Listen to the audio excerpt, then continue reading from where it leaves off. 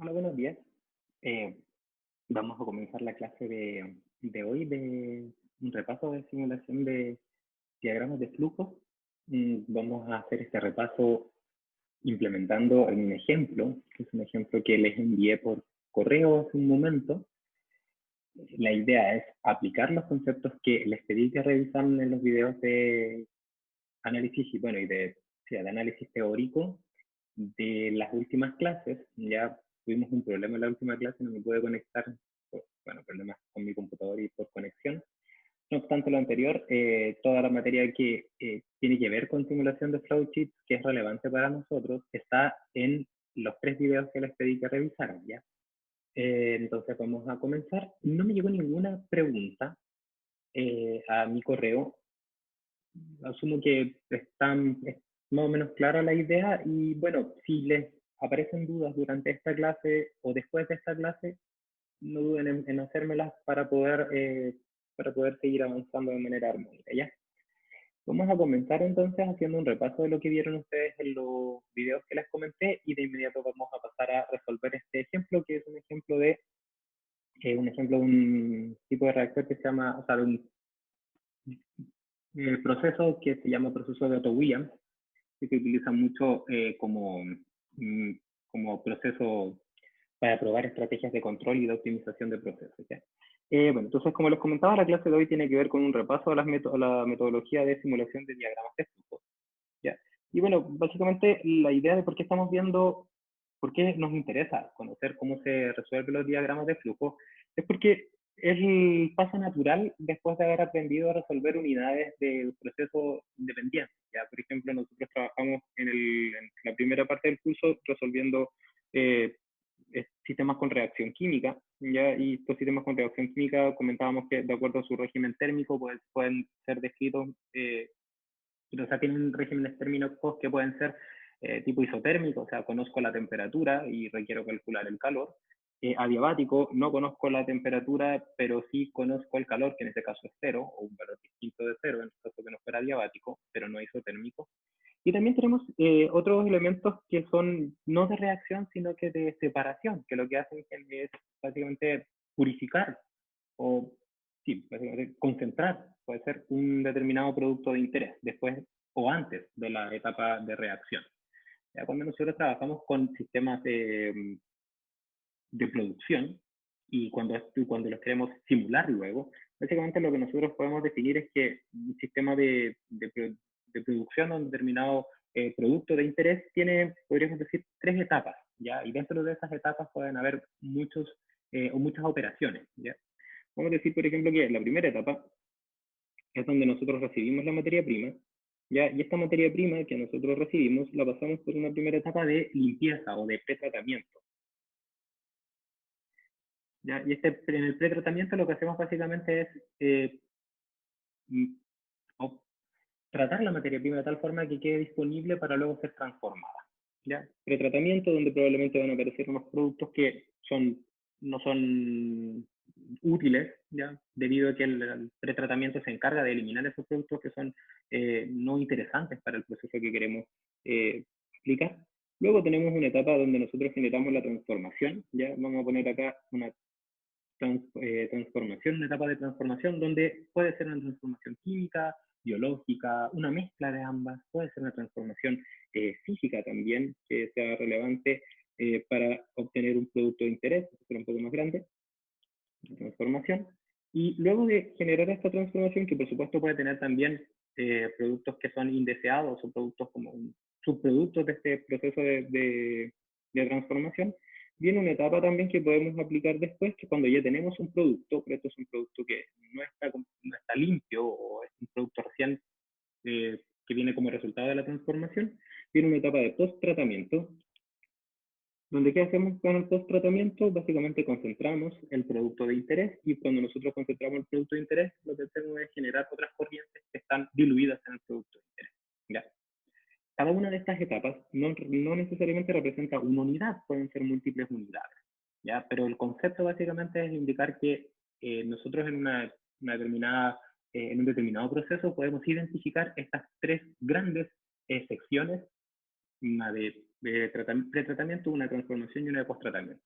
Ejemplos hay muchísimos, ya hay muchos, en distintos ámbitos. Por ejemplo, si ustedes están trabajando en la industria de la obtención de cobre, básicamente ustedes a partir de una materia prima, que podría ser perfectamente un sólido, que viene desde la mina, por ejemplo, que tiene tamaños de partícula bastante grandes, lo que hacemos primero es pretratarlos, y cuando nos referimos al pretratamiento en este caso, es que estamos, por ejemplo, trabajando con el proceso de obtención de cobre a partir de minerales sulfurados. El pretratamiento incluiría, por ejemplo, una conminución, que básicamente estaría relacionado con una molienda y también con el chancado. Primero el chancado y después la molienda. Ya para obtener entonces acá probablemente, antes de ir a la transformación, un tamaño de partícula del orden de micrones. Ya que hacemos en la misma materia prima, pero esa misma materia prima ahora está en unas condiciones que son favorables para la transformación. Y dentro de la transformación, por ejemplo, hay varias etapas. Tenemos la etapa de concentrado, ya hay una concentradora, luego viene la concentradora, luego viene un secado, y después este secado, que de hecho podemos ponerlo más así, una etapa de concentración, y aquí entonces se produce un concentrado del producto, que por supuesto tiene su producto que sale, y este concentrado puede servir como materia prima para una sección de post-tratamiento, donde justamente lo que les comentaba, se seca, por ejemplo, un secado. Básicamente entonces acá obtenemos un concentrado que es una especie de arena, la cual puede ir, por ejemplo, a otras unidades o a otra factoría, por ejemplo, para refinarlo utilizando convertidores, hornos, etcétera, ¿ya? Y dentro, por ejemplo, de cada una de estas unidades, ya que si ustedes ven es como un camino que va desde izquierda a derecha, dentro de ellas hay, por ejemplo, distintas unidades. Si nosotros pensamos en el proceso de conminución, en el proceso de conminución tenemos una etapa primero de moliendas, distintas moliendas, luego viene un chancado, generalmente, perdón, primero un enchacado y luego una molienda, y generalmente cuando salimos del molino SAC, por ejemplo, vamos a poner acá un chancador 1, chancador 2, luego viene un SAC, por ejemplo, imagínense, y luego viene, por ejemplo, un molino de bolas, ¿ya? Cuando tenemos esa forma de identificar las unidades que hay dentro de esta etapa de conminución, de pretratamiento, lo que uno observa son varias unidades que también están interconectadas entre ellas. O sea, dentro de cada una de estas cajitas hay otras cajas que interconectan corrientes materiales y corrientes de energía para hacer transformaciones, ¿ya? Pero dentro de estas unidades también se puede dar el caso de que existen corrientes que, por ejemplo, tienen que devolverse. Ya, por ejemplo, podría darse el caso de que de parte de esta se tiene que volver hasta el molino SAG, o de alguna forma hacer una recirculación de información, básicamente, ¿ya? Entonces, cuando desarrollamos un diagrama de proceso, cuando revisamos un diagrama de proceso, cuando ustedes están planteando un diagrama de proceso que permite obtener la transformación desde la materia prima hasta los productos de interés, lo que ustedes van a encontrar son grandes secciones donde la materia va avanzando, y dentro de estas grandes secciones más pequeñas, que están relacionadas generalmente con unidades o conjuntos de unidades, donde si bien la materia va avanzando, se generan estos bucles, básicamente, que lo que intentan hacer es recuperar aquello que todavía no ha podido ser transformado.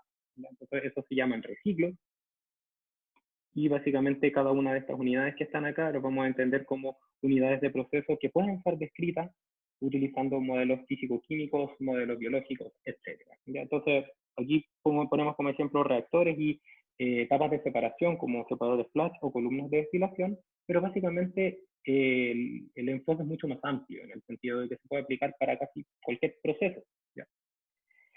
Cuando nosotros resolvemos cada una de estas unidades que hay dentro de estas grandes secciones productivas, lo que hacemos es plantear modelos fenomenológicos que tienen asociadas variables incógnitas, variables de decisión y parámetros. Y luego con estos modelos aplicaríamos, ¿no es cierto?, la simulación, que si ustedes vieron los videos, habíamos dicho que era equivalente a utilizar este eje la menos 1, que era una forma de representar una metodología que me permite obtener la solución de este sistema de ecuaciones, ¿ya? Entonces, esta metodología de trabajo que implica modelado y simulación de una unidad de proceso también se puede ampliar a múltiples unidades de proceso, por lo tanto se puede aplicar a estos sistemas productivos completos, o sea, cuando ya tenemos varias unidades que están interconectadas y entonces representan un sistema completo. ¿Qué podemos decir al respecto de lo que vamos a aplicar para la para la simulación de diagramas de flujo? Es que nosotros lo que hacemos en este curso es trabajar con la resolución de un problema de análisis. ¿Ya? Los problemas de análisis, a diferencia de los problemas de diseño, se pueden ver desde una perspectiva operacional, en el sentido de que lo que nosotros hacemos cuando resolvemos cada unidad de reacción o de separación o de lo que sea, lo que nosotros asumimos es que para esa unidad, iésima por ejemplo, nosotros conocemos las condiciones de entrada. Ya vamos a poner acá todas las condiciones de entrada, o asumimos que las conocemos. Nosotros conocemos también los elementos que describen cómo es el equipo en el cual se produce la determinada transformación, o sea, conocemos aspectos constructivos, y a partir de esa información lo que vamos a hacer es obtener las condiciones de salida. ¿Ya? Eso es un problema que se llama problema de análisis. El problema de diseño, por otra parte, lo que hace es asumir que se conocen las entradas, que se conocen las salidas, y la idea es obtener cómo es el equipo. ¿Ya? Por eso lo que uno hace ahí es obtener el volumen de un reactor, el número de platos de una columna, etc. Nosotros acá en un problema de análisis asumimos que esa información es conocida, ya sea el volumen de la reacción, el número de platos de la columna, etc. Y queremos saber cuál es el valor de las salidas de estas unidades, conocidas sus entradas y conocidas sus características constructivas.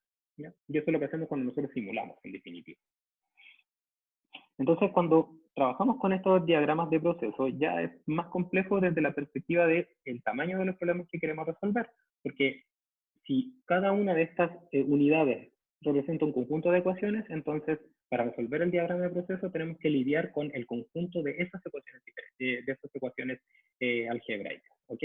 Y para eso entonces podemos trabajar con software especializados. Hay muchos software especializados, algunos de pago, algunos gratis, y otros que no son tan buenos quizás, pero son, bueno, gratis. O también podemos aprender a cómo se resuelven estos diagramas de proceso. ¿Ya? Entonces, si ustedes revisaron nuevamente el video, los métodos que utilizan estos software comerciales y también los que vamos a aprender en este curso y vamos a implementar, se puede dividir en dos. Aquellos que son modulares secuenciales, ya que es el método más popular entre los resolvedores o entre los software especializados. Y están también los métodos que se llaman simultáneos o orientados a ecuaciones. ¿Ya? Seguro que ustedes han oído hablar de, por ejemplo, HYSYS, por otros cursos que seguro que les ha tocado utilizarlo. Básicamente, HYSYS o Aspen Plus lo que hace es resolver diagramas de proceso utilizando un método que se llama modular secuencial. ¿Ya? Y vamos a ver un repaso de qué significa este método modular secuencial. Y hay otros software que no utilizan este enfoque modular secuencial, que lo que hace es utilizar un enfoque simultáneo donde todas las ecuaciones de todo el diagrama de proceso se resuelven de manera simultánea. ¿Ya? Y eso es básicamente como un resumen de lo que tiene que ver con los métodos de resolución. ¿Ya? Si bien acá podemos hablar mucho de aspectos teóricos, como los que ustedes vieron en el video que yo les comenté, la idea es trabajar con un ejemplo para que se entienda de cómo vamos a implementar. ¿Ya? De todas maneras, les cuento. La solución o el enfoque modular secuencial que vamos a intentar aplicar en un ejemplo, ¿ya? Parte con desarrollar una estrategia de solución. ¿Ya? Y esta estrategia de solución para un diagrama de proceso implica identificar algunos aspectos que son relevantes de los diagramas de proceso. ¿Ya? Entonces, los diagramas de proceso, como el que yo les mostraba en este ejemplo que les daba, tienen asociadas dos características que son relevantes para el análisis. Una tiene que ver con el análisis topológico, que es básicamente cómo las unidades aparecen en el diagrama de proceso y cómo ellas interaccionan o interactúan entre ellas mismas. Por ejemplo, el análisis topológico de este diagrama de proceso indicaría que la unidad 1 está conectada con la unidad 2 mediante el flujo F2. Que la unidad 2 está conectada con la unidad 3 mediante el flujo 3. Esa característica que describe la forma del diagrama de proceso se puede identificar como la topología del diagrama de proceso. ¿Ya? Y la topología lo que hace es conectar distintas unidades de proceso.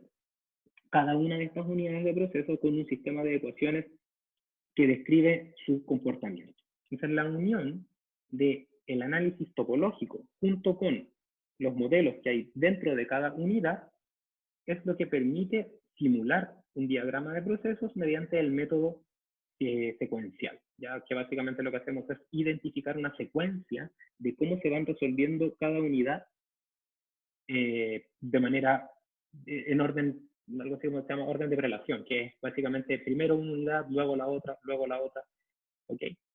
Y básicamente cada una de estas unidades a su vez tiene asociado un conjunto de propiedades que quizás son relevantes para el cálculo de estos modelos que yo les comento, ¿ya?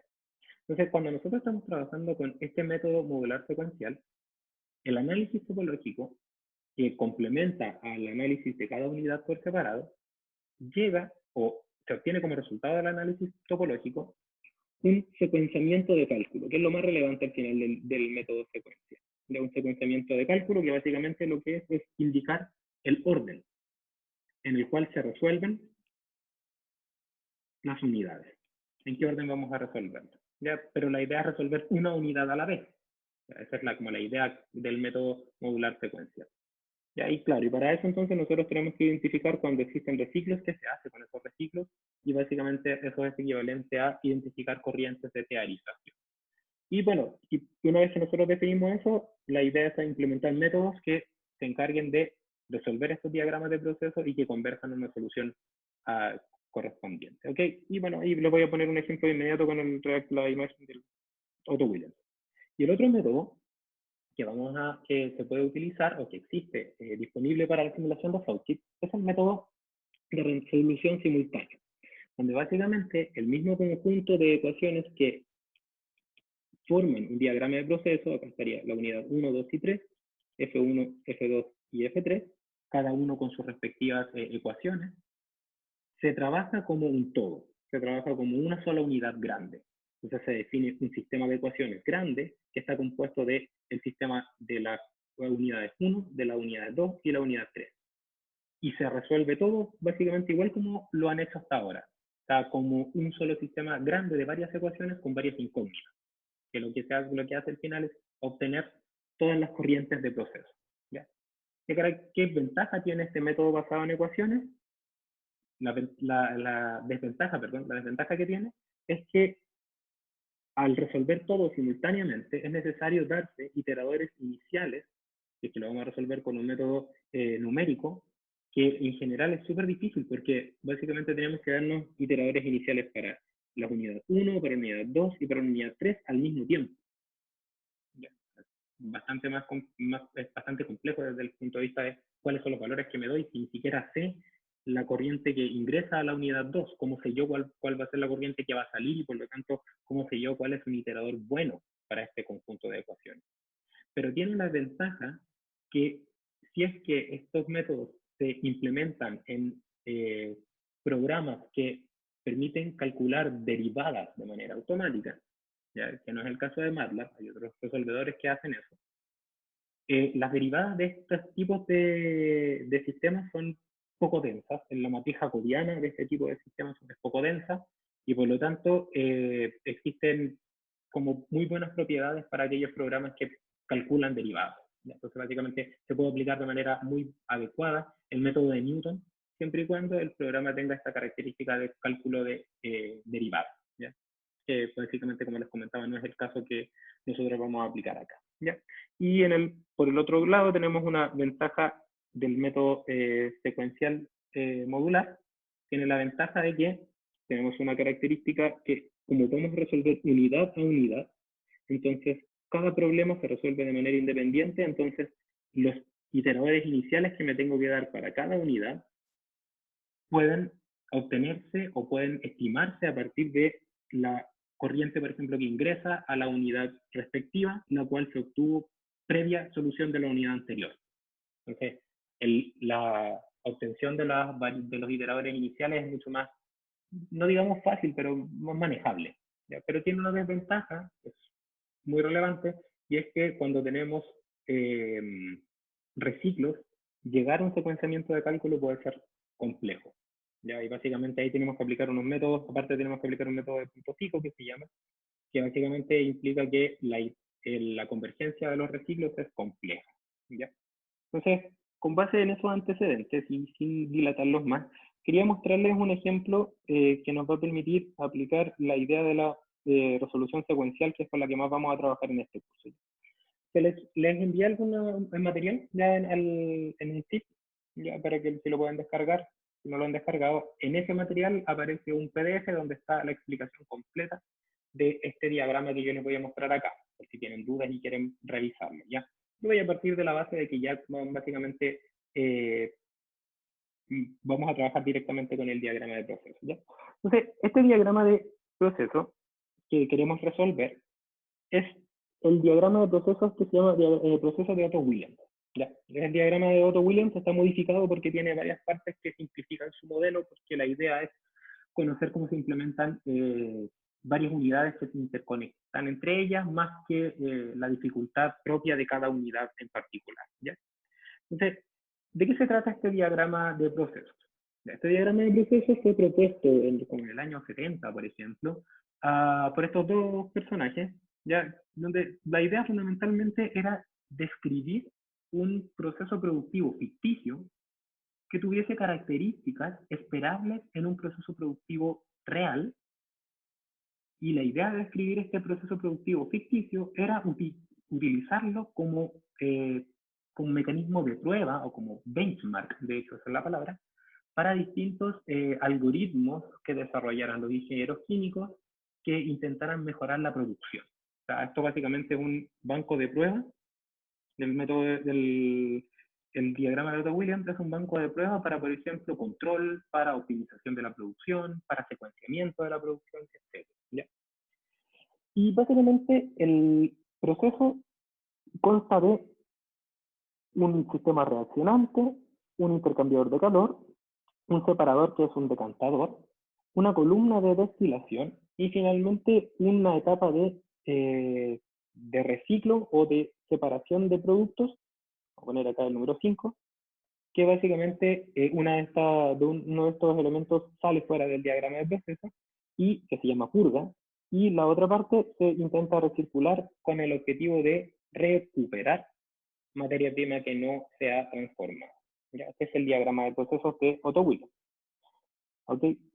¿Qué pasa en el diagrama de procesos de Otto Williams? Bueno, fundamentalmente el diagrama de procesos de Otto Williams describe la producción de un compuesto de interés E, ese es nuestro producto de interés, a partir de la alimentación de la materia prima A y B que ingresan a este reactor. En ese reactor se producen tres reacciones que son reacciones en serie paralelo. ¿Ya? Si observan, la primera reacción es una reacción entre las materias primas para producir un compuesto intermedio C. El compuesto intermedio C reacciona con una de las materias primas para producir dos productos, un producto C y un producto E. ¿Ya? Perdón, el producto P es el producto de valor comercial, perdón, ustedes. El producto P es el producto de valor comercial y el producto E es un producto que sí, igual se puede vender, pero tiene un menor precio. Y la idea de desarrollar este diagrama de proceso y describir este diagrama ficticio, este proceso ficticio, era intentar describir situaciones que ocurren y que son indeseadas en la industria. Por ejemplo, la degradación del compuesto P cuando se mezcla con el compuesto intermedio C para producir un producto de bajo valor comercial o de poco interés comercial, que es el compuesto G. Entonces, dentro de este reactor se mezcla A y B para producir el P, E y G. ¿Ok? Y por supuesto, el compuesto C, que es un compuesto intermedio. Eso quiere decir entonces que en la corriente SS, que sería la corriente de salida del reactor, vamos a encontrar el producto A, B, perdón, el compuesto A, B, el compuesto C, P, E y G. ¿Ya? Y esta miríada de compuestos, este conjunto de compuestos que dentro de ellos están materias primas, productos de interés y productos de no interés, pasa por un equipo de intercambio calórico que para efectos de este modelo, para esta clase, para este curso, no es relevante, ¿ya? Porque el intercambiador de calor acá lo que hace es cambiar la temperatura del compuesto del producto y no va a ser relevante porque no vamos a necesitar la temperatura para nada. ¿Ya? Para la descripción de este diagrama de procesos modificado y simplificado, no lo vamos a usar. ¿Ya? Entonces, aquí se produce una etapa de acondicionamiento térmico que para nosotros va a ser irrelevante, o sea, este intercambiador de calor lo vamos a entender casi como un tubo por donde pasa materia. Y luego, después de este acondicionamiento térmico, el producto de este acondicionamiento térmico ingresa a un decantador y en este decantador se separan dos fases. Una fase oleosa que está compuesta solamente por el compuesto G, que se separa completamente, o sea, acá vamos a tener G solamente, compuesto G, y el resto van a ser puro cero. No va a haber otra cosa más que compuesto G.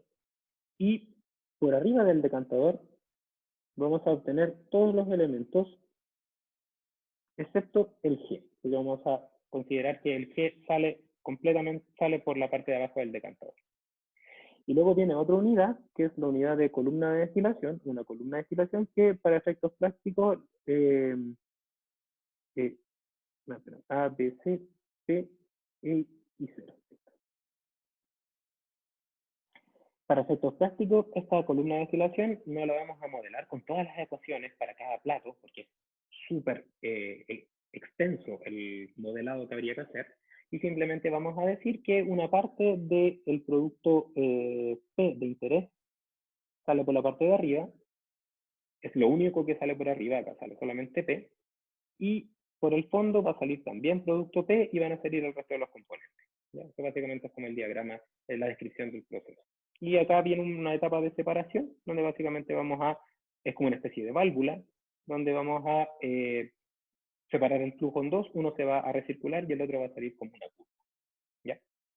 Entonces, el reactor tiene características isotérmicas.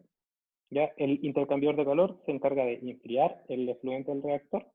El decantador opera como un sistema de separación perfecto del efluente oleoso y la columna se encarga de recuperar el compuesto de interés P, que sale por la parte de arriba de la columna, en su mayoría. ¿Ya? Acá aparecen las características de cada uno de los equipos que componen este diagrama de proceso. Básicamente, como les decía, la idea es ser lo más sencillo desde el punto de vista de los modelos que hay dentro de cada unidad, porque no estamos interesados ahora en esa dificultad, sino que en cómo integramos cada uno de los modelos que hay. Entonces vamos a decir, por ejemplo, que podemos modelar esta columna en vez de con el equilibrio físico-químico y todo eso, simplemente lo vamos a hacer con algunas descripciones relevantes. Primero vamos a decir, por ejemplo, que debido a la formación de un hacia otro, ¿ya? Parte del P sale por el fondo de la columna. ¿Ya? Eso quiere decir entonces que en el fondo de la columna hay producto P. Luego dice, P sale prácticamente puro por el tope de la columna. Vamos a asumir entonces que aquí es solamente P. ¿Ya? Y finalmente te dice que la mayoría de los productos de fondo se recicla y una parte se purga. Luego vamos a ver cómo vamos a aplicar estos conceptos al modelo de la columna de destilación. El decantador, para describir su funcionamiento, tenemos el dato de que separa completamente G del resto de los compuestos y eso sale por abajo. Entonces acá teníamos G, como les decía, y el reactor tiene una característica isotérmica. ¿Ya? Entonces, para desarrollar y para resolver este sistema este diagrama de flujo, lo que tendríamos que hacer es primero hacer un análisis de grados de libertad. Y este análisis de grados de libertad nos va a permitir identificar cuáles son los elementos más relevantes, ¿ya? Y el análisis de grados de libertad me va a indicar si es que puedo o no resolver el diagrama de proceso independientemente del método que yo utilice, ya sea secuencial o el método simultáneo de resolución. Si nos decidimos por el método secuencial de resolución, entonces tenemos que identificar la topología. ¿Ya? Y esta tabla que ustedes observan acá representa la topología de su diagrama. donde básicamente lo que tienen son unidades, 5 unidades, cada una de estas con distintas ecuaciones que describen su funcionamiento y que, de acuerdo a la descripción topológica de ellas, básicamente cómo se interconectan, es que yo estas mismas unidades las puedo utilizar para desarrollar distintos diagramas de proceso. ¿Ya? Así funcionan los diagramas de los software de resolución de flowchart que utilizan el método secuencial. Tienen en su base de datos un conjunto de unidades, cada una de ellas con sus respectivas ecuaciones, y cuando nosotros identificamos o seleccionamos las unidades que van a describir el diagrama de procesos, luego hay una segunda etapa que se define como la definición de cómo se interconectan estas unidades, y eso es lo que le da la forma al diagrama de procesos a resolver. En este caso tenemos 5 sistemas de ecuaciones, los cuales se interconectan mediante la descripción de cuáles son los inputs y outputs de cada unidad, mediante, por supuesto, la declaración de las corrientes que unen estas unidades. ¿Ya? Eso es básicamente como la característica que nosotros debiésemos identificar en un diagrama de proceso. ¿Ya? Entonces, modelo tenemos la descripción topológica, cómo las unidades se interconectan, y a partir de eso la idea es resolverlo, pero para resolverlo sí o sí necesitamos hacer un análisis de grados de libertad, si no, no podemos resolver este sistema de ecuaciones. ¿Ya? Entonces, para hacer el análisis de grados de libertad, por supuesto que lo primero es preguntarnos, bueno, ¿por qué queremos resolver este diagrama de proceso? ¿Y qué características son las que conocemos y cuáles son las que no? Entonces, el objetivo final para resolver este diagrama de procesos es identificar condiciones de operación que permitan, por ejemplo, maximizar la producción de P. ¿Ya? Y si nosotros queremos maximizar la producción de P, por ejemplo, la que está en ese lugar, tenemos que ser capaces de evaluar condiciones operacionales que maximicen la producción de P. O sea, evaluar variables de decisión que entreguen distintos valores de la producción. ¿Ya? En este caso en particular, para este ejemplo, conocemos algunas características que nos permiten simular el diagrama de proceso. ¿Ya? ¿Cuáles son esas características que conocemos? Bueno, lo primero es que vamos a decir que conocemos los flujos de A y el flujo de B, o podríamos darnos esos valores. Vamos a asumir que nos podemos dar el flujo de A y el flujo de B. Entonces vamos a poner acá un vector de variables que conocemos, que podemos evaluar distintos valores de estas variables. Entonces vamos a decir que vamos a conocer o debemos darnos valores para el flujo de A y el flujo de B. ¿Ya? También conocemos las características del reactor que hay adentro, conocemos su volumen entonces y su temperatura, ¿ya? Porque es necesario para quizás definir la reacción química y el sistema isotérmico, así que vamos a asumirlo. Y también vamos a asumir que conocemos o queremos evaluar el efecto que tiene la fracción de reciclo en la producción del producto P. Eso vamos a decir que son nuestras, eso es lo que nosotros debiésemos conocer para resolver. ¿Ya? Y la pregunta lógica es preguntarme, ¿por qué nosotros debiésemos conocer eso? Y la respuesta la vamos a dar haciendo un análisis de grados de libertad para todas las unidades que en su conjunto me llegará a la conclusión de que yo puedo simular este diagrama de flujo, sí y solo si conozco esas características. ¿Ya? Entonces, vamos a partir con el análisis de grados de libertad, va a partir con el análisis de grados de libertad y el modelo de la unidad de reacción. ¿Ya? Entonces ese va a ser nuestro primer modelo que vamos a plantear, porque para resolver el diagrama completo, primero tengo que obtener el modelo de cada unidad por separado, ¿ya? Y luego integrarlo. Antes de esto quisiera preguntarles, ¿tienen dudas? Había una pregunta que me hacía Matías, que era, ¿qué significa que sea una corriente de teorización? Ya. Para responder esa pregunta, lo voy a dejar en espera, ¿ya? ¿Por qué? Porque básicamente una corriente de teorización es aquella que me permite resolver un diagrama de procesos de manera secuencial, aun cuando no se pueda debido al reciclo que conecta las distintas unidades. ¿Ya? Entonces, esta definición igual puede no ser muy buena tomando en cuenta que todavía no les he contado eso, ¿ya? Pero quédense con esta idea y que luego va a tener más sentido, ¿ya? Entonces, como les comentaba, cuando yo requiero resolver un diagrama de procesos, requiero entonces primero obtener el modelo de cada una de sus unidades para luego resolver. Y entonces, para eso entonces vamos a partir con la descripción de los modelos de cada una de las unidades. Entonces vamos a partir por el reactor. Y en el reactor, ¿qué es lo que tenemos? Tenemos este reactor que representa lo que está acá. ¿Ya? Si nos fijamos acá en este reactor ingresa una corriente que viene desde la columna de destilación, que se llama SR, le ingresa también SA y SB, y dentro de este reactor se producen las reacciones que les comentaba anteriormente para producir una corriente de salida que se llama FS. ¿Ya? Entonces, con esa info entonces vamos a partir. Acá tenemos un FR, que sería el flujo que viene desde otras unidades, SA y SB, que vienen de afuera del diagrama de procesos, y ahí está el FS que sale. ¿Cuáles son las características de este sistema de reacción? Las tres reacciones que aparecen acá, 1, 2 y 3. Ya aquí yo les había comentado al principio. Y cada una de estas reacciones tiene asociada una cinética, ¿ya? Y para efectos de el modelado de este sistema, son un poco, como podríamos decirlo, son un poco como poco ortodoxas, ¿ya? La cinética de la reacción 1, perdón, se describe como una constante K1 por la fracción másica de A multiplicado por la fracción másica de B. La forma de cómo está descrita la cinética cuando se presenta este modelo de reactor. ¿Ya? Y R1, ¿okay? R1, cuando yo reemplazo las fracciones mágicas y utilizo el valor de K1, me entrega información en la tasa de cambio de la fracción mágica de A dentro del reactor partido por hora.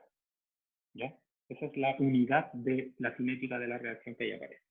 O sea, la tasa de cambio de la fracción mágica de A dentro del volumen de reacción partido por tiempo. Y el R2 lo mismo. Ya para la reacción 2 es, aquí hay un K2, perdonen ustedes. Esa sería entonces la cinética, es una constante K2 que depende de la temperatura y está multiplicado por las fracciones mágicas de C y D. Y cuando yo reemplazo, va a quedar esto, la cinética de R2, que está en la tasa de cambio de la fracción mágica D en función del tiempo. Y lo mismo en relación al R3, ya que sería la tasa de cambio de la fracción mágica de C en función del tiempo. ¿Qué otros elementos que son relevantes para plantear el modelo necesitamos conocer? Básicamente que el peso molecular de A es igual al peso molecular de B y es el peso igual al peso molecular de P, del producto P. ¿Ya? Les hago hincapié en esto porque a continuación les voy a presentar el modelo y van a aparecer unos coeficientes que requieren saber esto. Ya por eso paro un poco acá. ¿Ya? Entonces, si nosotros queremos describir el modelo o queremos llegar, perdón, al modelo de este reactor, porque necesitamos modelarlo porque para poder conocer el P que está a la salida de la columna, requerimos conocer cómo funciona la columna, para lo cual requerimos conocer cómo funciona el decantador, el intercambiador de calor y entonces el reactor. ¿Ya? Tenemos que conocer todos esos equipos primero. Entonces, vamos a plantear el modelo y vamos a plantear el modelo que nos permita obtener los flujos mágicos de los compuestos a la salida del reactor. ¿Ok? Entonces, básicamente para eso lo que haría sería un balance de materia por componente. Un balance de materia por componente a los compuestos A, B, C, E, P y G. ¿Ya? Y es el que ustedes pueden ver ahí. ¿Ya? Entonces, si observan con atención la nomenclatura que se utilizó, ya para que luego podamos avanzar, dice así: el flujo molar parcial, perdón, el flujo másico parcial de A la salida del reactor, ya, o sea, el F es A, es igual al flujo de A que ingresa por la corriente FA y que ingresa por la corriente de reciclo FRA, ¿ya? Menos, en este caso, lo que se transforma por la reacción 1. ¿ya? Y lo que se transforma por la reacción 1 es R1, que está en fracción másica de A por hora. Entonces, cuando yo multiplico la fracción másica de A por hora por el volumen y por la densidad, me queda en masa de A partido por tiempo. ¿Ya? Eso básicamente, esto que está acá es, al final, masa de A partido por tiempo. Luego, si observamos y análisis el modelo al componente B, ¿ya? El modelo del componente B es similar en el sentido de que ingresa B por la por la por la parte de arriba, ingresa B por la parte de arriba, y ingresa B también por lo que se recicla desde la columna de destilación, ahí está B y D, sale lo que de B por la corriente FS, ahí, y reacciona en este caso, fíjense, reacciona B de dos maneras, por la reacción 1 y por la reacción 2. Ya, por la reacción 1, ya observen que sería este término que está acá, R1, y acá estaría R2. Si observan, R1 está en unidades de fracción másica de A partido por hora. ¿Ya? Si yo quiero transformar esto en masa, tendría que multiplicarlo por V y por ρ, por la masa de la reacción. Pero al hacer eso me quedaría en masa de A partido por hora. Y estamos haciendo un balance AB. Entonces, si yo quiero transformarlo a masa de B, lo que tengo que hacer es llevarlo a moles, o sea, todo esto dividirlo por el peso molecular de A, que ahí me quedarían moles de A, y ahora observar que la relación entre A y B es 1:1, por lo tanto, los moles de A son iguales a los moles de B, y luego finalmente lo que haría sería multiplicar por el peso molecular de B, para transformarlo en masa de B. Como los pesos moleculares son iguales, entonces ese término es simplemente R1, ¿ya? Y luego aparece el R2 que está en masa de B. Para que les quede claro por qué doy énfasis en esto, es porque siempre aparecen luego preguntas relacionadas con este modelo. Entonces, voy a hacer ahora el análisis para el compuesto C, ¿ya? Entonces, para el compuesto C, observen que no hay un flujo de C que ingresa desde fuera del sistema, ¿ya? Porque no existe tal cosa, ¿ok? Y entonces el C solamente va a ingresar por lo que viene desde el reciclo, la masa de C que viene desde el reciclo que está acá. Y lo que sale sería el FS de C que sale por ahí. Entonces ahora lo que quisiera gastar un poco de tiempo en mostrarles la cinética que está acá. Entonces básicamente, veamos. C se produce por la reacción 1. ¿Ya? Entonces voy a hacerlo acá arriba. Entonces, la parte de la cinética asociada a la producción o desaparición de C estaría compuesta por lo que se produce C por R1, ¿ya?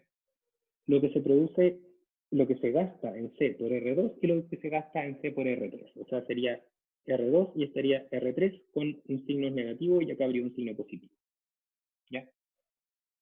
Ahora bien, si observan, en la descripción R1 está en fracción másica de A, ¿ya? Entonces, no nos sirve multiplicar el R1 por el volumen y por la densidad, porque eso me daría masa de A.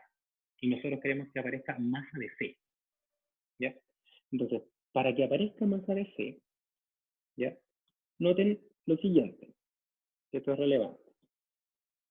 La relación que hay en la primera reacción es un mol de A, un mol de B, un mol de C, ¿ya? Entonces, si yo a R1 lo divido por el peso molecular de A, lo que tengo son mol de A, función de tiempo, ¿ya? Ahora, ese mol de A que está ahí también es igual a mol de C, porque un mol de A produce un mol de C. Entonces, este mol de A también se puede entender como mol de C partido por hora, pero nosotros estamos haciendo balances en base másica, ¿ya? Porque las cinéticas están dadas en base másica, y entonces eso implica que tengo que transformar esto multiplicando luego por el peso molecular de C, ¿ya? ¿Cuál es el peso molecular de C? No tengo idea, pero sí sé que el peso molecular de A y el peso molecular de B son iguales. Entonces yo sé que aquí hay un peso molecular y este es el mismo peso molecular. Y por aplicación de la ley de conservación de la materia a la reacción, el peso molecular de C es 2M. Por lo tanto, yo acá tengo que la relación MA y MC sería M multiplicado por 2M. Se me van los pesos moleculares y es por eso que aparece el 2 ahí. ¿Ya? Entonces, si ustedes observan, van a ver hartos números acá que acompañan a las cinéticas que uno dice, oh, pero ¿por qué si es que el coeficiente estequiométrico no es 2? Es por eso, ¿ya? Es la relación que hay entre los pesos moleculares. ¿Ya? Lo mismo pasa en este caso con el compuesto, con la segunda reacción, porque la segunda reacción está en masa de B y para pasar a masa de C hay que hacer lo mismo. Y en el caso de la tercera reacción, no. ¿Okay? Y por eso entonces aparece un 2 acá, un 0,5 acá y un 1,5. ¿Ya? Entonces, de ahí aparecen esos términos. Cuando ustedes resuelvan este problema, si lo quieren resolver de nuevo, recuerden que estos valores que aparecen ahí aparecen luego de hacer este análisis. ¿Ya? Entonces, yo me voy a saltar todo el resto de las ecuaciones porque básicamente son lo mismo. ¿Ya? Son entradas, salidas, reacción. ¿Ya? Y vamos, básicamente, ¿qué les voy a mostrar acá? Finalmente, uno llega a que si quiero describir la corriente de salida, requiero plantear balances de materia por componente a todos los componentes. ¿Ya? ¿Cuántos balances de materia planteo? 1, 2, 3, 4, 5 y 6. Porque tengo 6 componentes. ¿Ok? Y si yo hago un análisis de grados de libertad en este sistema en particular, ¿ya? Para luego seguir avanzando con el resto del modelo, fíjense que voy a tener variables, ¿ya? Voy a tener como variables FA, FB, ¿ya? Voy a obtener también como variables el FS y éximo para todos los compuestos, que son 6. O sea, aquí hay desde A hasta el G, o sea, aquí hay 6 incógnitas más, o 6 variables más. Y tengo también el flujo de reciclo y éximo para los 6 componentes, ya que son esos que están acá. ¿Ya? Solamente en flujos tengo 14 variables. ¿Ya? Y aparte aparecen como incógnitas las fracciones molares, las fracciones mágicas, perdón, XA, XB, XC, está acá, XP, y creo que están todas. Sí, ahí están todas. Profe, Dígame. en la fracción del reciclo, G se supone que salía todo completo por el Sí, decantador. sí, Valeria, eso es una súper buena acotación, está muy bien, y básicamente ahí hay dos posibilidades, ¿ya? Una que es muy general y otra que es particular. Lo que yo voy a hacer es asumir que viene G, y luego voy a decir que ese valor es 0, Ah, ¿ya? bien. Pero podría ser perfectamente que eliminar de inmediato, podría decir, ¿sabes qué? Yo sé de antemano que esto es 0, por lo tanto lo saco, eso está bien, ¿ya? Ya, Y también bien. está bien definirlo y después ponerle un valor 0, ¿ya? Gracias. Gracias. Entonces tenemos entonces hasta ahora 18 variables a las cuales habría que agregarle dos variables, o sea, una variable más, quizás el volumen de reacción y podríamos decir también la densidad. ¿Okay? Entonces tenemos 18 más dos variables. En total entonces tenemos variables 20 y tenemos ecuaciones 6. Por lo tanto, los grados de libertad son 14. ¿Cuáles son esos 14 grados de libertad? Claramente, no las variables que, para las cuales yo definí estos sistemas de ecuaciones, por lo tanto voy a decir que esas 14 variables que faltan por definir son todas excepto el FR, porque yo planteé las ecuaciones con ese objetivo. Y fíjense que acá tengo 1, 2, 6 acá, tengo 8, 9, 10, 11, 12, 13 y 14. Entonces los 14 grados de libertad corresponden a todas las variables excepto el flujo de FR. Entonces, ¿qué otras ecuaciones puedo plantear? Puedo plantear, por ejemplo, bueno, los K1, K2 y K3, que no los había considerado en este análisis de grados de libertad. Vamos a considerarlo también para hacer el ejemplo tal como aparece en la PPT. Entonces tendríamos acá V, ρ, y tendríamos también K1, K2 y K3. Entonces tendríamos variables 23, ecuaciones, seguíamos teniendo 6 y por lo tanto los grados de libertad seguían siendo 14 más 3, o sea, serían 17. ¿No es cierto? Y esos 17 son todos excepto el FF. ¿Ya? Entonces, estos 17 están compuestos de el K1, K2, K3, las fracciones molares, másicas, etc. Entonces, describimos ahora las ecuaciones que me permiten calcular las constantes cinéticas. Esas se pueden expresar utilizando una expresión tipo Arrhenius, que es parte de los datos que se entregan. ¿Ok? Ahí tenemos entonces 3 ecuaciones más. Y como variable auxiliar, aparece la temperatura, como variable extra, aparece la temperatura del reactor. Entonces tenemos ecuaciones 3, variables extra 1, y los grados de libertad anteriores eran 17. Por lo tanto, ahora los nuevos grados de libertad serían, en este caso serían 15. ¿No es cierto? ¿Por qué 15? Porque básicamente tenemos que agregar una variable extra. ¿Cuáles son esos 15 grados de libertad? Van a ser flujo de A, flujo de B, ahí van 2. Las composiciones que están ahí, que serían 4, si no me equivoco. Ahí van 1, 2, 6, ahí van. Luego los 6 FRI que aparecen ahí, o sea, sería FRI, que serían 6. Ahí van 12 variables. La temperatura, 13. Y aparecería también 2 variables más, que sería el volumen y la densidad. Y ahí serían las 15 variables. Entonces podemos describir más ecuaciones, por ejemplo, aquella que me permita conocer las fracciones másicas, que serían equivalentes a los flujos molares, los flujos másicos parciales, partido por el flujo másico total, lo que es lo mismo la suma del flujo másico. ¿Ya? Puedo plantear tantas fracciones molares como yo requiera, pero como acá yo consideré solamente 4, entonces voy a considerar solamente las relevantes, que serían para calcular XA, XB, XC y XP. Estarían las 4.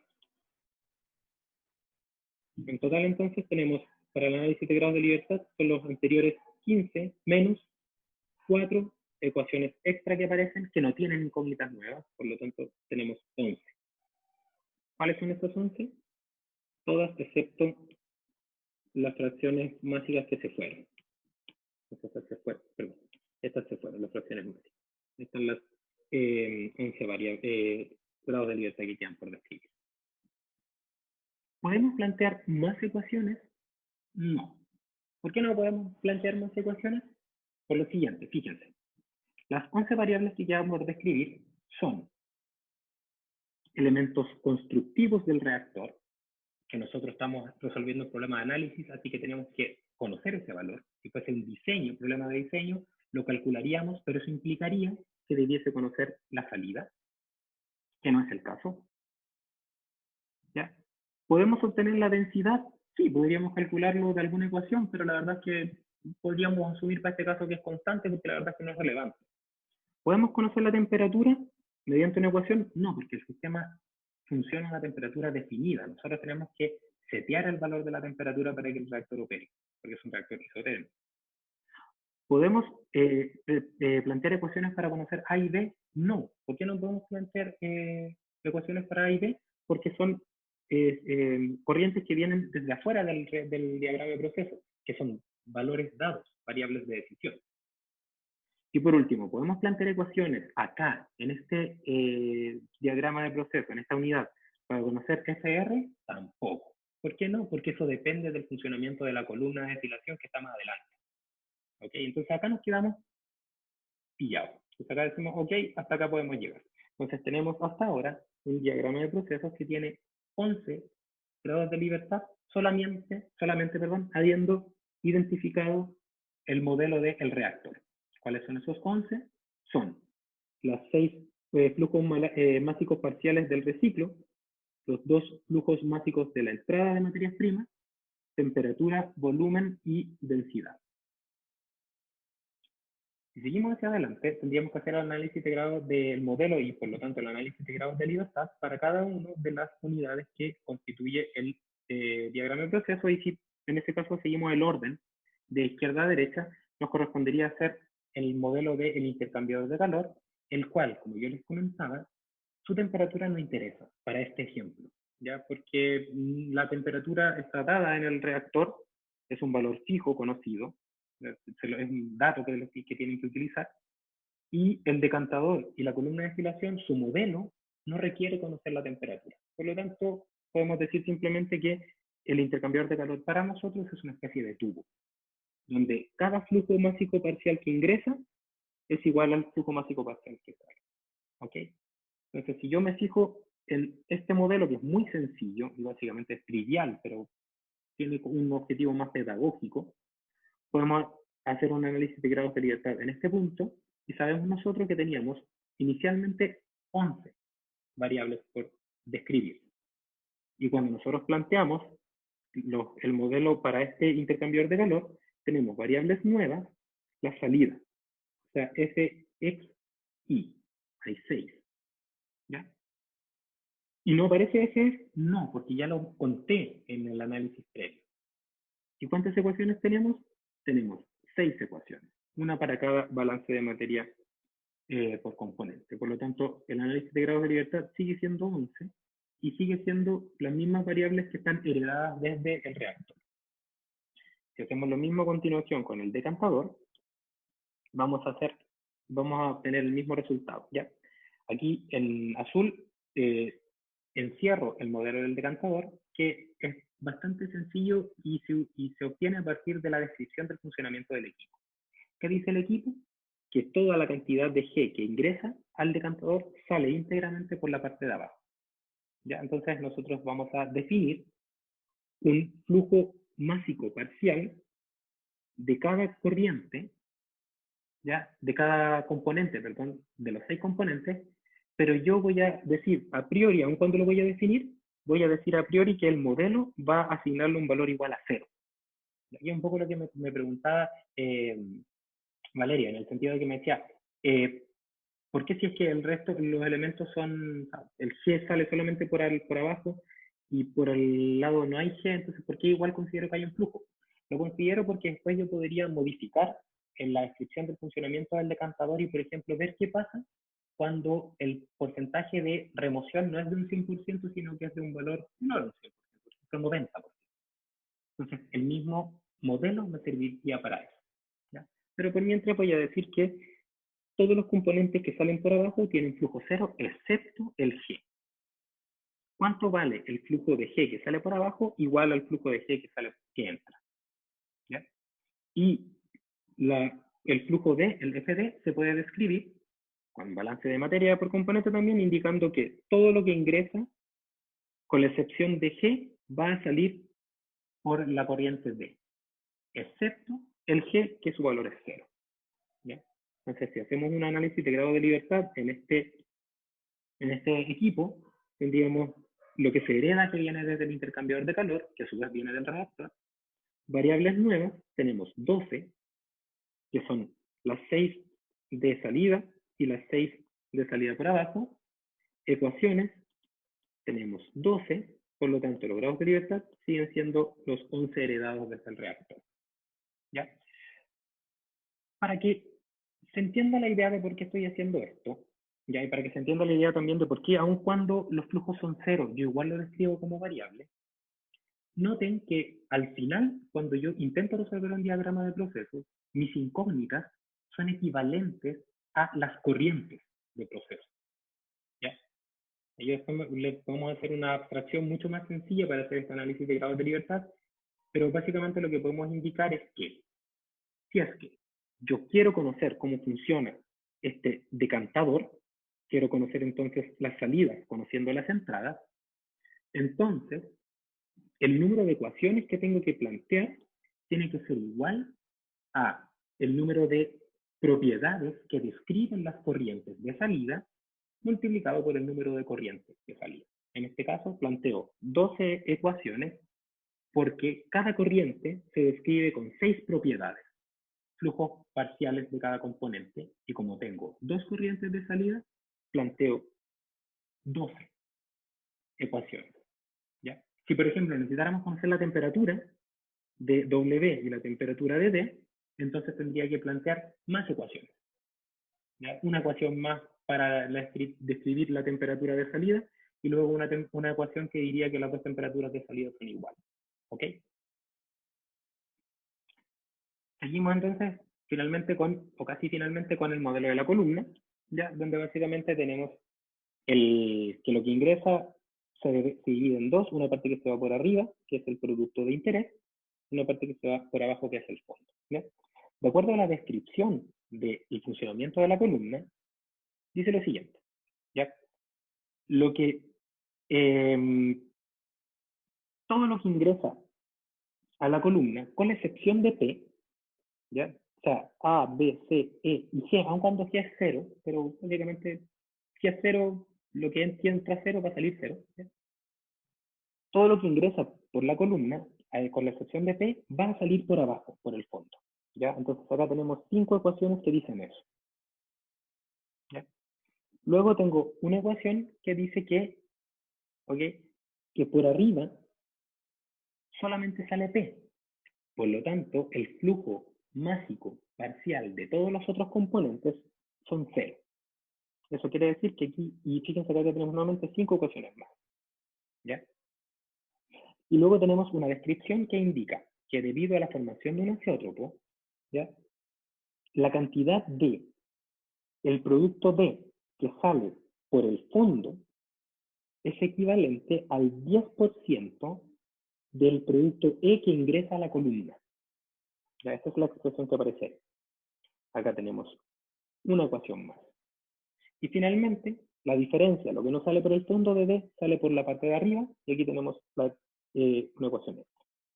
Entonces, si hacemos un análisis de grados de libertad, a la columna, tendríamos que los grados de libertad iniciales eran 11, ecuaciones tenemos 12, variables nuevas tenemos 12, por lo tanto los grados de libertad siguen siendo 11, heredados desde el modelo del reactor.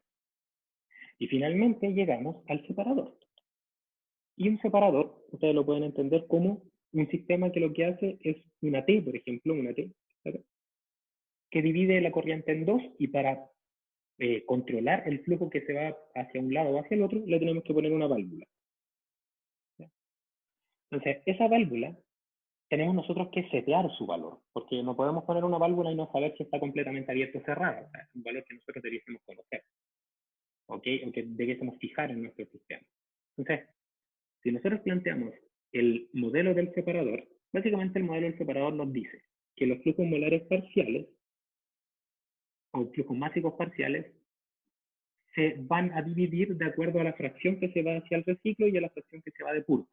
Entonces, si a esa fracción nosotros le llamamos eta, y corresponde a el porcentaje de fondo que se fue por el reciclo, perdón, por la purga, perdón ustedes, eta que se definiría como el porcentaje de fondo, perdón, que se fue por la purga. Entonces, si eta vale 1 o 100%, quiere decir que todo el fondo se fue por la purga. Si el eta vale 0, quiere decir que todo el fondo se recirculó. ¿Ok? Y básicamente lo que llegamos es que lo que sale por la purga es eta por fondo. Y tenemos, en este caso, podemos hacerlo también para el G. Sí, ahí aparece un G, tendríamos que agregarlo acá, y el G. Tenemos entonces 6 ecuaciones y tenemos 6 ecuaciones más. ¿Ya?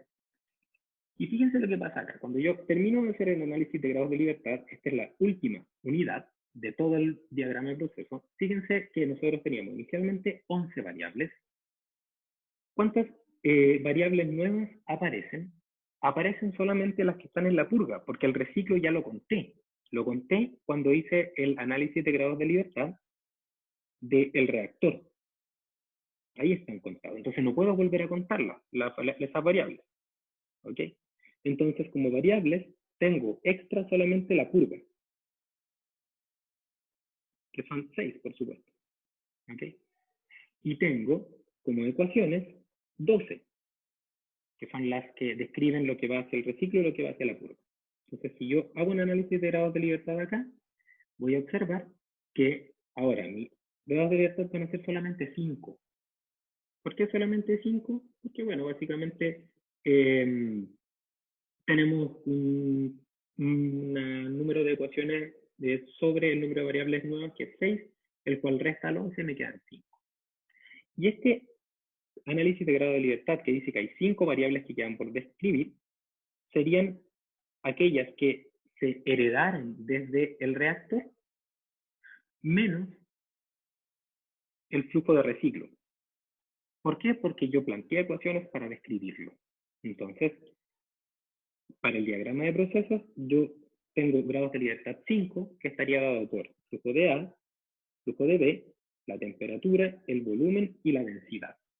Entonces tengo un sistema completo que, para poder resolverlo, independientemente del método que utilice, requiero conocer lo que voy a alimentar al reactor, la temperatura del reactor, el volumen del reactor y la densidad de la mezcla. Si no, no puedo resolverlo. ¿Ok? Entonces acá tenemos nuestro diagrama de proceso. Ya, a ver. Entonces voy a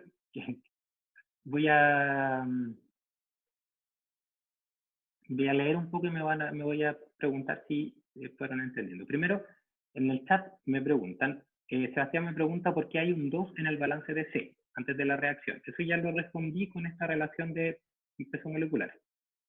Y luego Sebastián me vuelve a preguntar si se modela como in y out y no hay que tomar en cuenta el tema de los platos por ahora. No, Sebastián, justamente este es un modelo muy simplificado que lo único que hace es mostrar que hay un modelo que describe la unidad. ¿Ya? Lo lógico y lo esperable sería que tuviésemos que resolverlo con el modelo completo, o sea, balance de materia, energía, ecuación de suma, equilibrio para cada uno de los platos.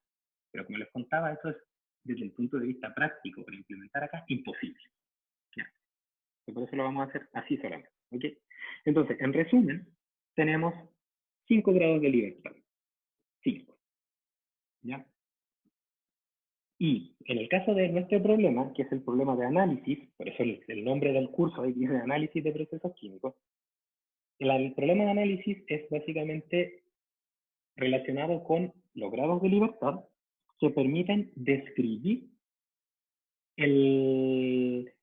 la salida de un diagrama o de una unidad de proceso conocida sus entradas. ¿Ya? Aquí hay un error, porfa, consideren lo siguiente, que me acabo de fijar.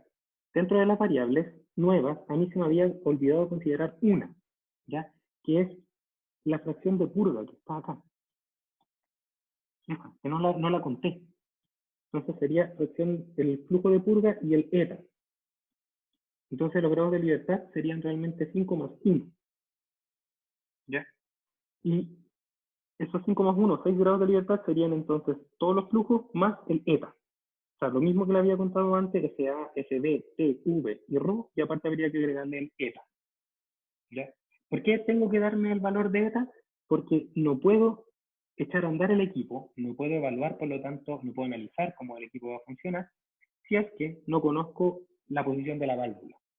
Pero eso entonces es un grado de libertad extra. Porque no puedo encontrar una ecuación que la permita describir. Ya es nada más información que tengo que conocer.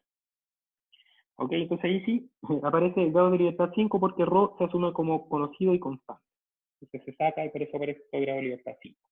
Que es el que... Entonces tenemos 5 grados de libertad, lo que implica es que si yo me doy flujo de A, flujo de B, el volumen, la temperatura y la fracción de reciclo, yo puedo resolver este diagrama de proceso, lo que equivalencia a encontrar la cantidad de P que estoy produciendo por la parte de arriba de la columna. ¿Ya? Entonces, Osvaldo me pregunta, profe, no entendí por qué en el último grado de libertad no se agrega el eta. Entonces, Osvaldo, te pregunto, ¿te queda claro lo del eta? Sí, ahí le quedó claro. Fantástico, ya, súper. Entonces, yo me demoro en revisar lo que ustedes me preguntan por el chat porque oculto la barra de notificaciones, porque de lo contrario no tengo toda la pantalla disponible ya. Entonces, me pueden decir por último, interrúmpame, me dicen, profe, le envié un chat para yo poder revisarlo, ya, porque de lo contrario lo veo mucho después. ¿Ya? No me avisa eso. Ok, entonces tenemos un sistema de muchas ecuaciones por muchas ecuaciones que tiene 5 grados de libertad. ¿Y cómo lo vamos a resolver? Podemos resolverlo de dos maneras. Una es agarrar todas las ecuaciones que yo les mostré y entonces resolver un gran sistema que necesita dar toda esa información y me va a permitir obtener todos los flujos al mismo tiempo. ¿Ya? Parámetro y eso es igual a 0.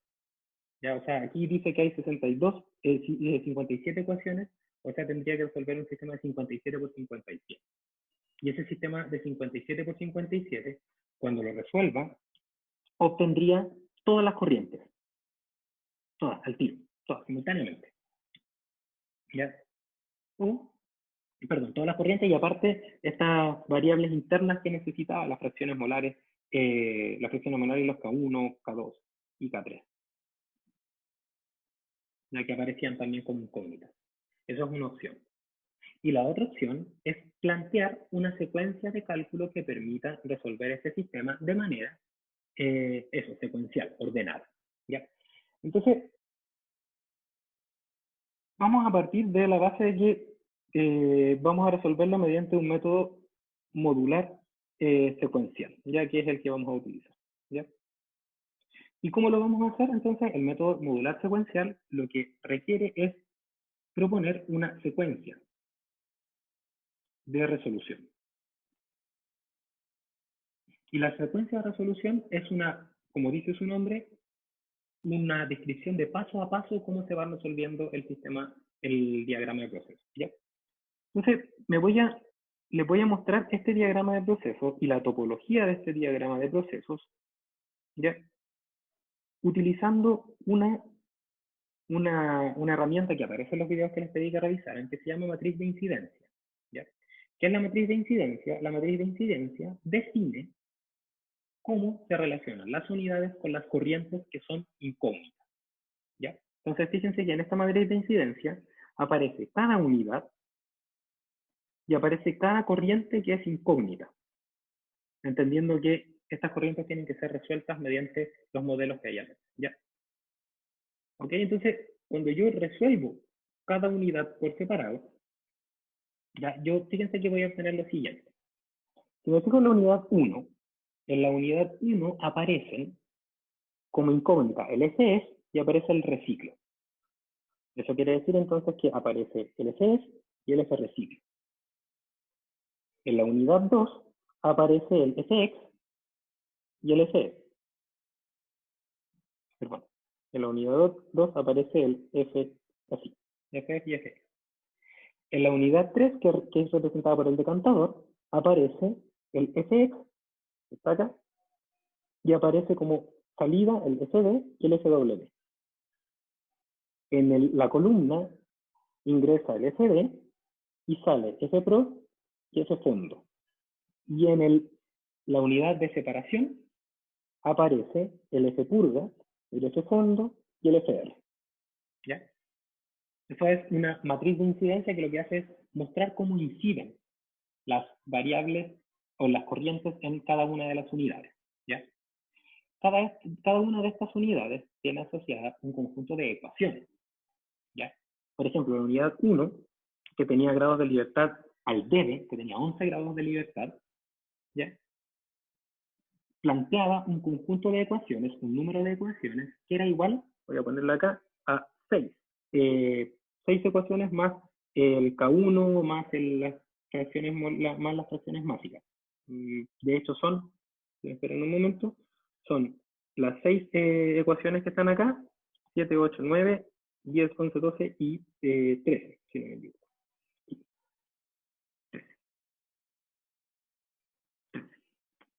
13 ecuaciones. ¿Cuántas ecuaciones tenía el intercambiador de calor? Tenía 12. ¿Cuántas ecuaciones tenía el decantador? Tenía 12 también. ¿Cuántas ecuaciones tenía la columna de destilación? 12. ¿Y cuántas tenía la zona de purga, la separación? 12. ¿Y cuántas variables ya aparecen en cada uno de estos, en cada una de estas corrientes? Entonces, el flujo S, por ejemplo, tiene 6 incógnitas, el X tiene 6 incógnitas, cada uno de estos flujos tiene 6 incógnitas de acuerdo a esta nomenclatura, pero sí es cierto que teníamos que agregar, en el caso del reactor, unas incógnitas extra que aparecían, ¿no es cierto? Que las voy a poner como acá. No son parte de la matriz de incidencia, pero requiero conocerlas, y corresponden a los K y a los X, ¿ya? Que eran 3K y eran 4X. O sea, en total acá teníamos 7 variables más, que aparecían solamente en el modelo del reactor, ¿ya? Entonces, si observan, si yo hago una suma hacia el lado, yo voy a decir que la unidad 1 tiene 6 variables más 6 variables más 7 variables. En total, entonces, tenemos 19 variables. ¿Ya? Serían 19. Y de esas 19 variables, yo tengo 13 ecuaciones, asumiendo entonces que conozco volumen, temperatura, etc. Entonces, si es que yo observo, tengo 13 ecuaciones y 19 variables, por lo tanto, no puedo resolver la unidad 1 por sí sola, porque tengo grados de libertad deficientes. ¿Ok? Entonces tengo 19 variables menos 13 ecuaciones, tengo grados de libertad deficiente, en este caso tengo 6 grados de libertad. Entonces si me voy a la unidad 2 y hago lo mismo, voy a observar que ecuaciones tengo, si me había equivocado, ecuaciones tengo, no son 12, sino que eran 6. Entonces tengo 12 variables y tengo 6 ecuaciones, por lo tanto tengo grados de libertad deficiente. Me voy a la tercera parte, lo mismo. Tengo, en este caso, 18 variables y tengo 12 ecuaciones, por lo tanto tengo grados de libertad deficiente. Lo mismo pasa en la unidad siguiente y lo mismo en la unidad siguiente. ¿Qué significa esto? ¿Y por qué estoy haciendo esto? Porque al hacer este análisis mediante este método, mediante este ordenamiento matricial, lo que noto es que ninguna unidad conocido el valor de U, que es el volumen, temperatura, FA, FB y ETA, se puede resolver de manera individual, porque todas las unidades tienen grados de libertad deficientes. ¿Qué quiere decir eso?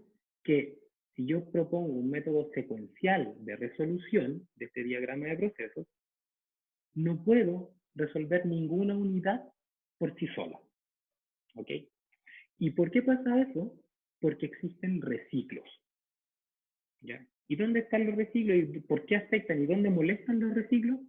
Fundamentalmente molestan, por ejemplo, en la unidad 1.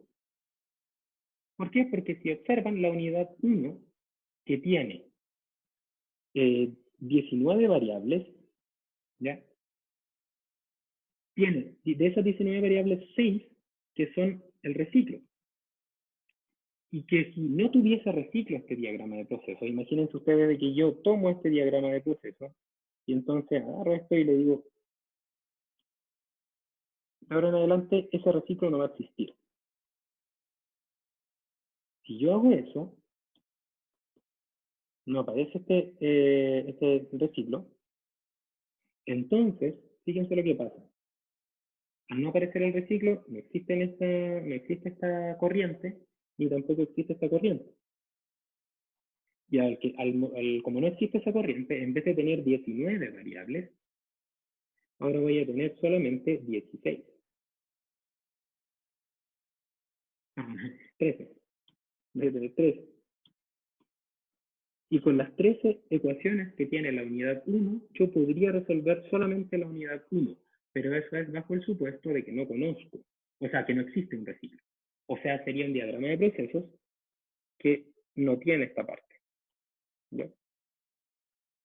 Y si es que yo me pongo en este caso, que es una hipótesis, entonces ahora, en rojo, una vez que yo pudiese resolver la unidad 1 porque no hay reciclo, entonces ahora el flujo F ya es conocido. ¿Por qué? Porque lo resolví con la unidad 1. Y entonces, en vez de tener 12 variables, sería solamente 6, porque las otras ya son conocidas porque las resolví a partir de resolver la unidad 1. Por lo tanto, ahora, con las 6 ecuaciones que tengo, podría resolver el intercambiador de calor. Y como conozco eso, entonces, al momento de resolver el decantador, podría utilizar las 12 ecuaciones que tengo para obtener las 12 incógnitas, y entonces tendría un sistema que tiene grados de libertad 0, y lo mismo podría hacer para el resto. O sea, conocido la información, después podría tachar eso porque ahora es conocido, y entonces resuelvo un sistema de 12 por 12, y finalmente, conocido eso, resuelvo este que me daría entonces un sistema de 6 por 3. ¿Ya? Pero acá tenemos un problema, y el problema es que no existe ese sistema. ¿Ya? Ahí. Antes, con esto vamos a terminar porque hay una pregunta, como les dije, por favor, avísenme que me hacen preguntas, porque de lo contrario no soy capaz de identificar si es que me están preguntando con lo que les comentaba ya. Entonces, primero, lo que yo acabo de hacer, ¿ya? Es básicamente mostrarles que cuando tenemos reciclos, ¿ya? Cuando tenemos reciclos, no es posible resolver unidad a unidad, no se puede hacer. ¿Por qué? Porque siempre las unidades quedan con grados de libertad deficientes. ¿Y por qué es eso? Porque el reciclo que ingresa a la unidad 1, por ejemplo, que estaba acá, depende de la resolución de la columna, y para resolver la columna requiero resolver el decantador, y para resolver el decantador requiero conocer el intercambiador de calor, y para eso requiero conocer el reactor. O sea, en lo que ingresa al reactor depende de la salida del reactor. Entonces hay un loop de información. Entonces eso implica que no puedo resolver de manera secuencialmente las unidades por separado.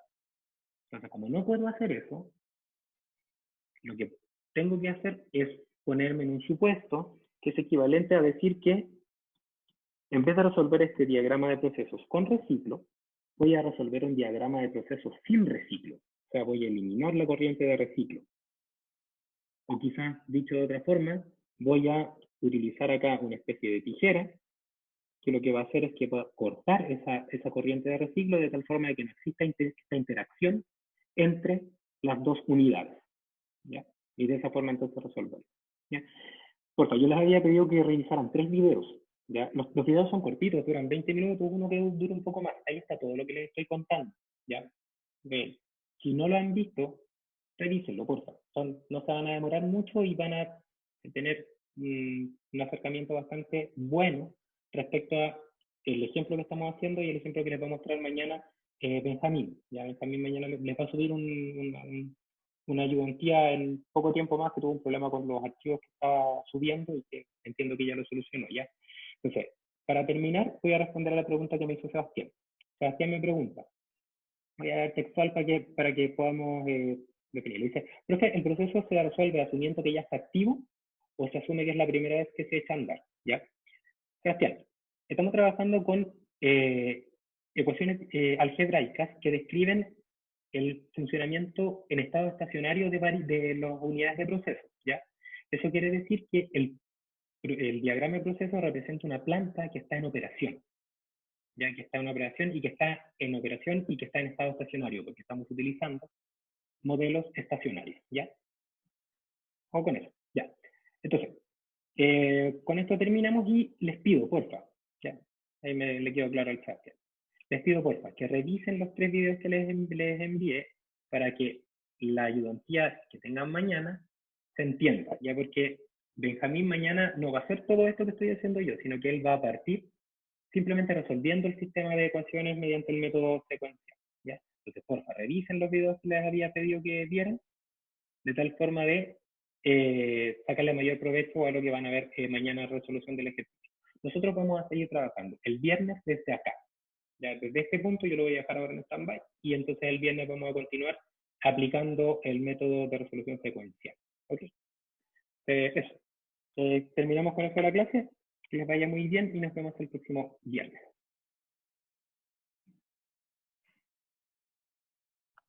Chao, profe. Esté bien. Adiós. Igual. ¿Profe? Valentina, cuéntame. Ay, que ahora se me vino la... ¿Va a recalendarizar todo o Sí, cómo eso? sí, tengo que recalendarizar todo. No me sentaba a ver todavía eso, pero ya lo voy a ver. Le voy a mandar ahí un mensaje. ¿Ya? Ya, profe, gracias. Ya, que esté bien. Chao, chao.